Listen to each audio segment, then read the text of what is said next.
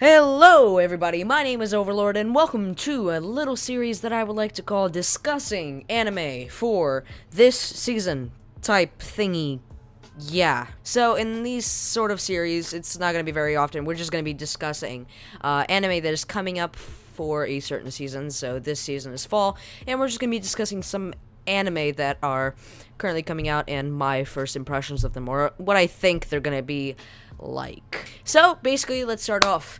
Sword Art Online Alicization, or Alicization, or it's just words. I don't know how to pronounce that. Basically, to be honest, I'm not surprised, to be honest, that it is in first place. I mean, it's Sword Art Online, for God's sakes. So I honestly don't know what to expect. It's Sword Art Online. I don't expect anything other than just Sword Art Online typical shenanigans of Kirito trying to solve problems. To be honest, am not exactly looking forward to this because I haven't actually watched any of the recent movies, and I think the last season I watched was either Alfheim or Gun Gale Online, which just was where I stopped. I didn't bother to watch it after that. So let's read the description. Note: 4-core series. Oh Jesus, where am I? Before he knows it, Kirito has made a full dive into an epic fantasy-like virtual world, with only a murky recollection of what happened right before he logged in. He starts to wander around, searching for clues. He comes upon an enormous pitch-dark tree, the Giga Cedar, or Giant Cedar, where he encounters a boy. My name is Yujiro. Nice to meet you, Kirito. Although he is supposedly a resident of the virtual world, an NPC, the boy shows some array of emotions as any human being. As Kirito bonds with Yujiro, he continues to search for a way to log out of this world. Meanwhile, he remembers a certain memory deep down within him. He remembers racing through the mountains with Yujiro as a child, a memory that he should not have in the first place. And in this memory, he sees someone other than Yujiro, a young blonde girl. Her name is Alice, and it is a name that must never be forgotten. So basically, a way to describe this is basically Kirito goes back into a game he cannot log out of. Asuna is not there, therefore romance is basically non-existent, even though one of the characteristics of this anime is romance. I honestly have no idea how that will progress unless Kirito is a cheating douchebag, but we will have to find out, and I, to be perfectly honest with you, probably won't watch this. But, you know, things might change, you never know. Okay, and coming out number 2 is we have Goblin Slayer. Goblin Slayer is something I have been looking forward to greatly. My goodness. I think the best way to describe this anime is basically dark magic, fantasy world. A lot of gore and boobs. Because who doesn't like boobs? But to be fair, yeah, I'm really excited for this anime. I didn't really get far in the manga, which is when I started reading, and this is how I found Goblin Slayer.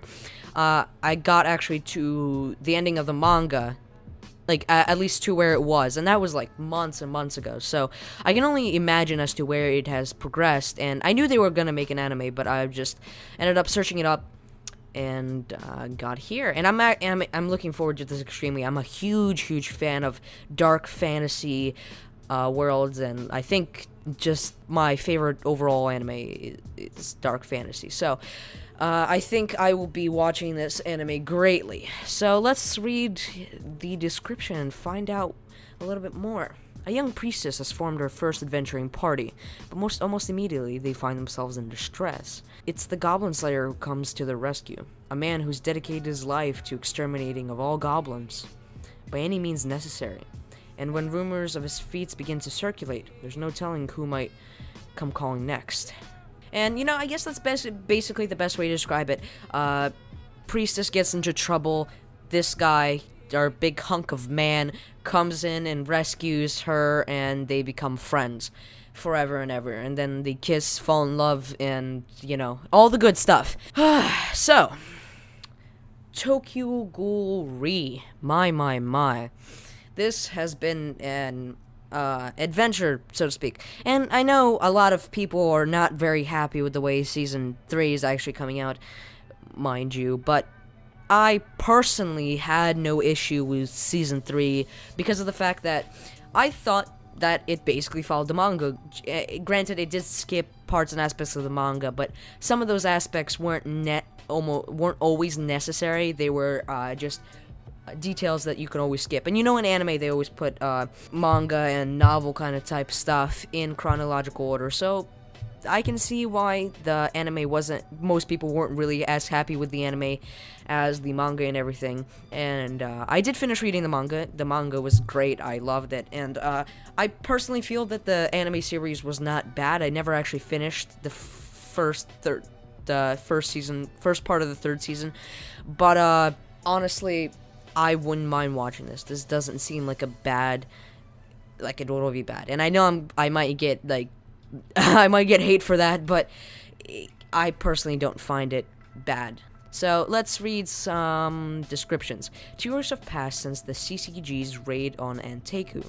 Although the atmosphere in Tokyo has changed drastically due to the increased influence of the CCG, ghouls continue to pose a problem as they have began to taking caution, especially the terrorist organization Aogiri. I can't pronounce that properly, who acknowledge the CCG's growth threat to their existence. So basically, just the average Tokyo Ghoul story. Ghouls are in threat, we're gonna fight, and a lot of blood, gore, and psychological problems with our little cupcake muffin over here. And of course, we get white-haired Kaneki back, which is always nice. And you know what? Like I said, I'm looking forward to this anime, and no matter how much hate I get for that, I personally am a big fan of Tokyo Ghoul. Even if anime was bad, it's still fun to watch it from time to time. So we have forthcoming Tensei Shitara Slime Datta Ken. So, to be honest, I actually do not know much about the anime. I did read a little bit of this, and I am honestly confused as to what the whole plot of the anime is. Is it just we can see by the characteristics of the anime that it's going to be an action adventure, but I'm actually really intrigued as to how they're going to be taking the story, because the entire story is about a man who turned into a slime, and frankly, I don't know how you can make an anime out of that. But I would gladly watch it and see where it takes us. Let's see what they have to say. Lonely 37-year-old Satoru Mikame is stuck in a dead-end job, unhappy with his mundane life, but after dying at the hands of a robber, he awakens to a fresh start in the fantasy realm as a slime monster. As he acclimates to his goopy new existence, his exploits with the other monsters set off a chain of events that will change his new world forever. And the main problem I have in this situation is the main character this little blob, or is it this? Or this? I'm quite interested in as to how they're gonna make an anime out of this. And I am actually quite looking forward to this. I do like my comedy anime on my hands, and especially when they're wacky and make no sense. I guess that makes the best sort of anime. So let's continue. And next we have Fairy Tail 2018, and this is the quote-unquote final series, which we all know is false, because Fairy Tail will never end, because there's no such thing as the end of Fairy Tail. Fairy Tail will never end, people. It will stay like this forever. And after that, we have Tauro Majutsu no Index 3. And frankly, I am quite sorry to say this, but I never actually got through I don't think I've actually gotten through the first season. It just never stuck to me, and I think that's partially because when I used to watch it, it was a very long time ago. I was much younger, so I guess I should start rewatching the series. This would probably help, and there's no synopsis for this, which is quite interesting. So I guess it's not out far enough, and I know nobody was actually expecting season 3. But, yeah, we're getting it. And I guess I'm gonna have to start watching the series now. And after that, we have Seishun Buta Yaru wa Bunny Girl Senpai no Yumi wa Minai.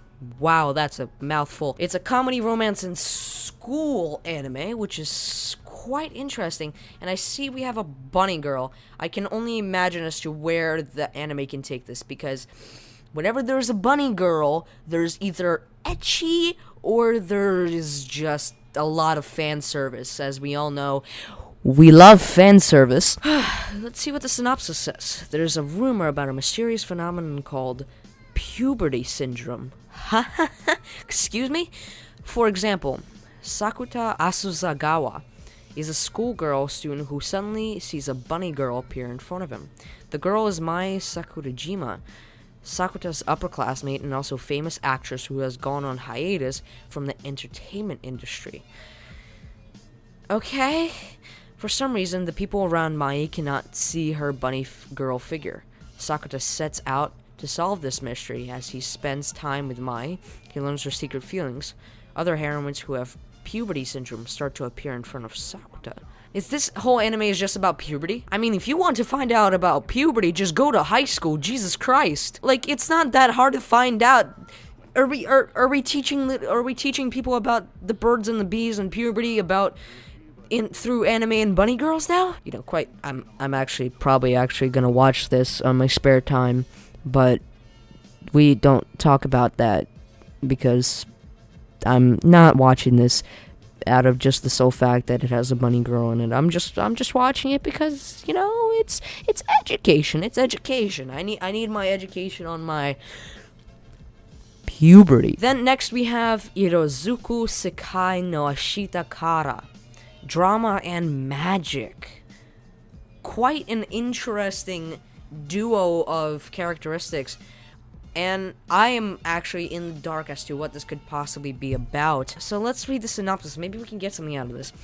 Set in the city of Nagasaki, the story takes place in a world where a minuscule amount of magic remains in everyday life. Hitomi Tsukishiro is a 17-year-old descendant of a witch family who grew up with stale emotions, as she lost her sense of color at a very young age. Feeling sorry for her granddaughter's future, Kohaku, a great witch, sends Hitomi to the past, the year 2018, through exchanges with her 17-year-old grandmother and her club members. The story follows Hitomi's growth as a person. You know, as much as I love my magic and as much as I want to say that I would watch this, I personally am not a huge fan of drama. And granted, there's a lot of great drama anime that I have watched, but personally, I'm more of a comedy, dark fantasy kind of person.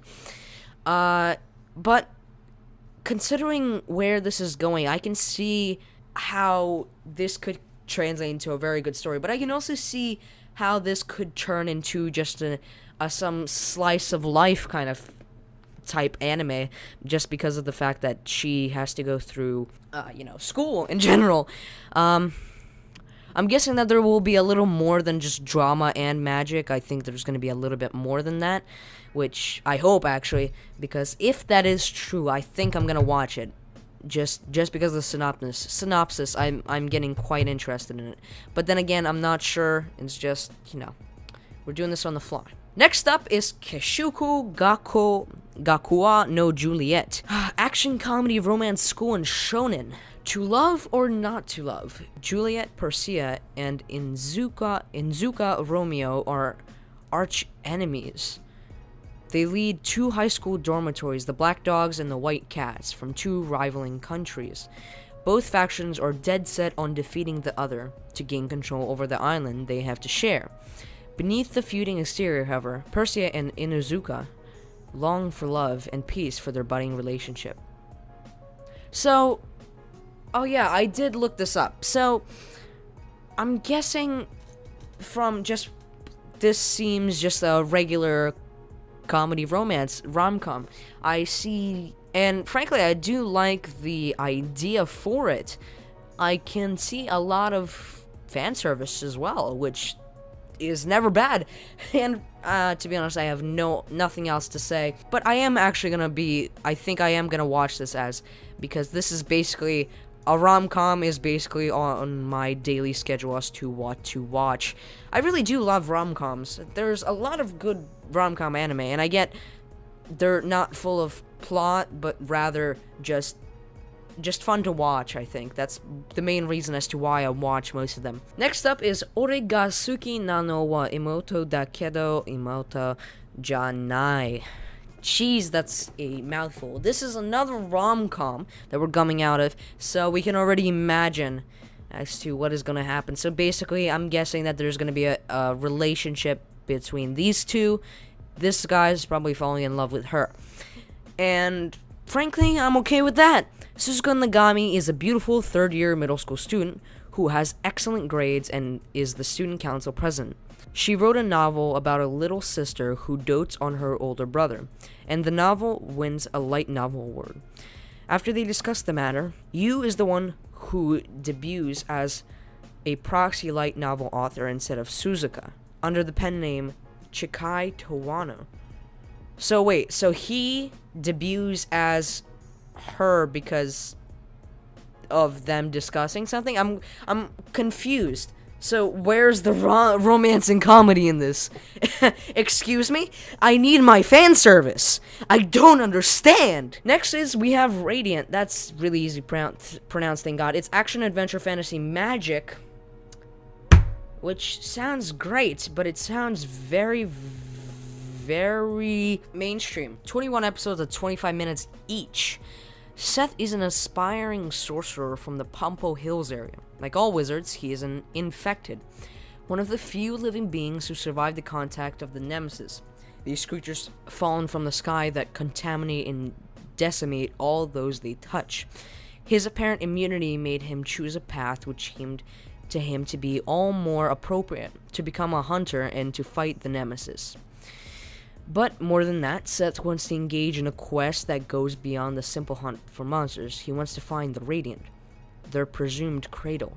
Surrounded by a faction of sorcerers, he traveled the world in search of the Radiant, under the terrible eye of the Inquisition. So, basically, in other words, strong boy gets friends and beats bad guys. That is literally it. I don't know. It just doesn't seem like something that I would personally watch.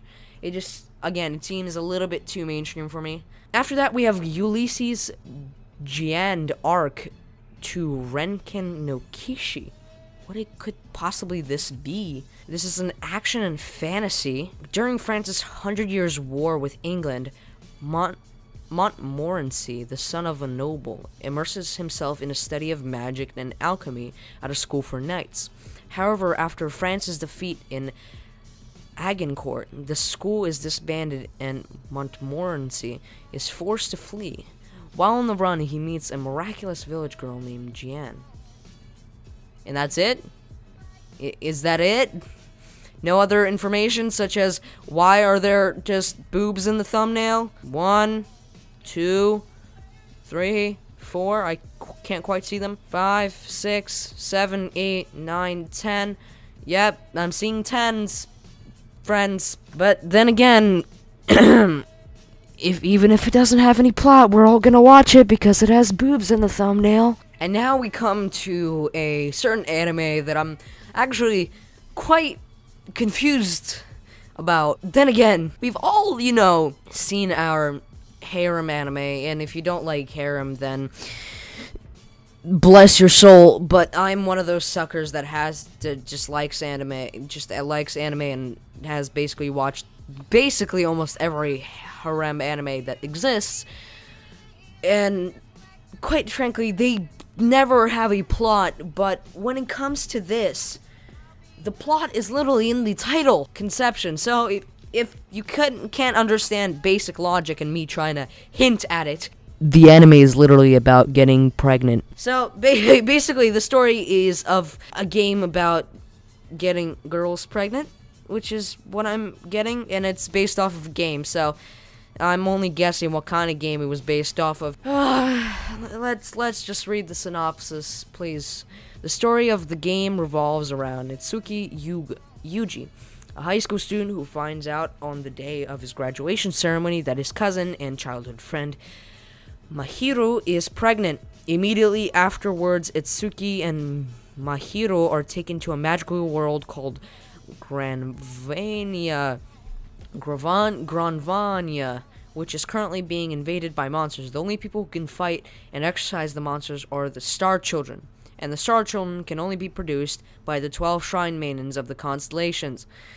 In order to defeat the monsters and return to his own world, Itsuki must father the Star Children with the maidens.